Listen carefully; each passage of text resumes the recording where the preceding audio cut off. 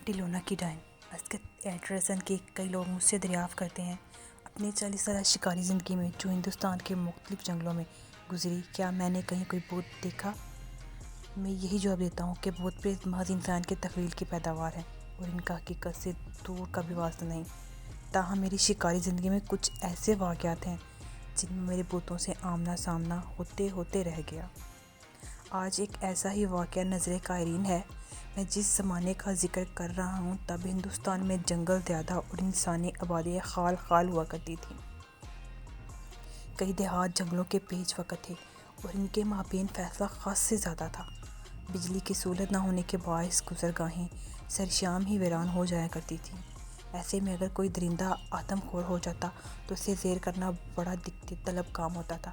اس وجہ سے آدم خور کی وارداتوں کو کسی معقول الفطرت قوت سے منسوب کر توہم پرست لوگ اکثر طرح طرح کے قصے گھڑ لیتے۔ یہ قصے جہاں مقامی باشندوں میں خوف و ہراس پھیلانے کا سبب بنتے وہیں شکار کے کام میں بھی رکاوٹ ڈالتے۔ یہ حقیقت ہے کہ مقامی باشندوں کا تعاون حامل نہ ہو تو ماہر سے ماہر شکاری بھی کسی جنگل میں اپنے مہم بخوبی سر انجام نہیں دے سکتا۔ اگر ان لوگوں کے دلوں پر چڑیل یا بھوت پریت کی ہیبت مسلط ہو جاتی تو اول تو وہ تعاون آمادہ ہی نہیں ہوتے تھے اور اگر ہو بھی جاتے تو ان کی اوٹ پٹانگ حرکتیں شکاری کی توجہ منتشر کرنے کے علاوہ کچھ فائدہ نہ پہنچاتی۔ میں اپنی شکاری زندگی کا ایک ایسا عجیب و غریب واقعہ رقم کر رہا ہوں جس کا آغاز موضوع گلوانا میں میرے تبادلے سے ہوا۔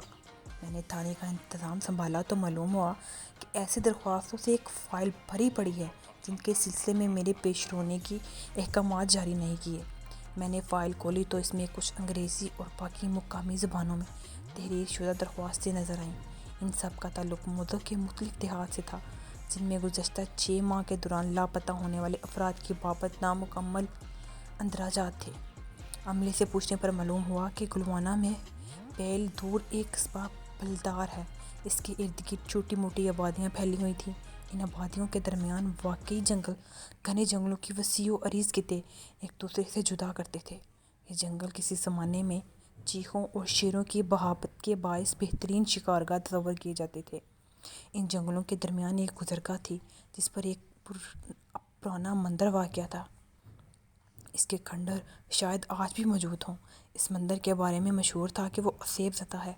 دن کے اجالے میں تو قافلے اس گزرگاہ کو استعمال کر لیتے مگر شام کے سائے گہرے ہوتے ہی وہ علاقہ ویران و سنسان ہو جاتا۔ فائل کی درخواستوں کے مطابق گزشتہ 6 ماہ کے دوران اس گزرگاہ کے پاس واقع دیہات سے 22 افراد لاپتہ ہو چکے تھے۔ بیشتر کا پھلدار سے تھا۔ تھانے کے عملے نے بتایا کہ چونکہ علاقہ اسیب زدہ ہے اس لیے تمام وارداتوں کو بھوتوں اور چڑیلوں کے کھاتے میں ڈال دیا گیا ہے۔ میرے دست راست جن راجو نے خیال ظاہر کیا کہ ان وارداتوں کی پشت پر کوئی شیر یا چیتا ہے۔ میرا بھی یہی خیال تھا۔ میں نے اپنے شک کی تصدیق کی خاطر اس تھانے کا تمام ریکارڈ چھان مارا۔ کسی آدم خور کی ہلاکت کے سلسلے میں پولیس کے ریکارڈ بڑی معاونت کرتے ہیں۔ روزنامہ اگر دستہ لکھا گیا تو رپورٹ میں واردات کی تفصیل جازانیہ کے ساتھ درج ہوتی ہے۔ شکاری اگر ذرا بھی توجہ سے کام لیتا تو آدم خور کے بارے میں تفصیل بآسانی معلوم ہو جاتی۔ صد افسوس کہ تھانے کے رجسٹر میں 8 ماہ کی چند وارداتوں کا ذکر تھا جو شاید ایک آدم خور نے کی تھی مگر انہیں بڑی خوبصورتی سے معقول الفطرت قوت کے کھاتے میں ڈال کر داخل دفتر کر دیا گیا تھا۔ بعد ازاں میں نے اس سلسلے میں گلوانا کے نمبردار سے رجوع کیا مگر کوئی قابل ذکر بات معلوم نہ ہو سکی۔ بالآخر میں نے راجو کے ہمراہ متاثرہ علاقوں کے دورے کا منصوبہ ترتیب دیا اور اپنے افسر اعلیٰ کو بھیجا کہ خلاف توقع 3 روز بعد مجھے سرکار کی جانب سے وہاں جانے کا اجازت نامہ مل گیا۔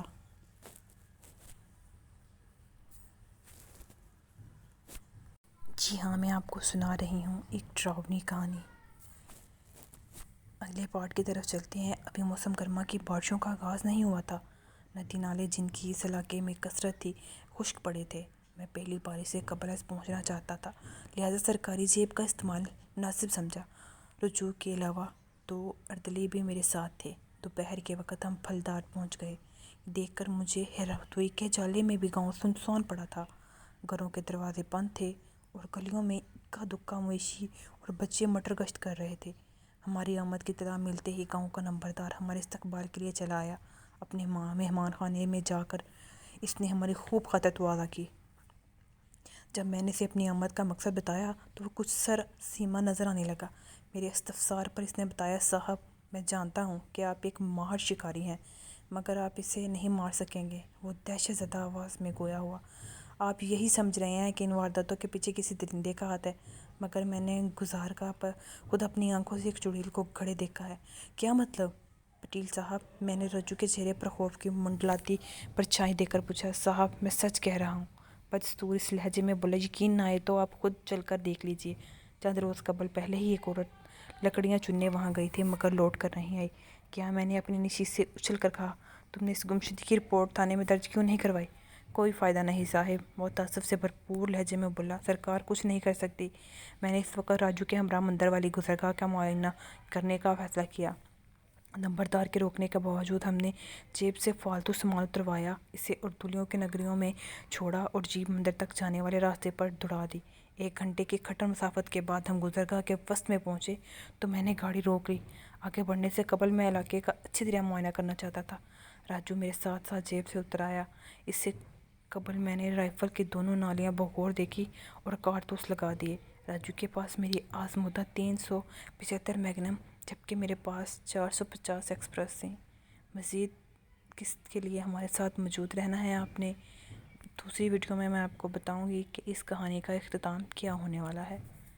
میرے چینل کو لائک کریں، دوستوں کے ساتھ شیئر کریں اور پلیز سبسکرائب بھی کر لیں، and make sure press the bell icon for more horror videos and stories.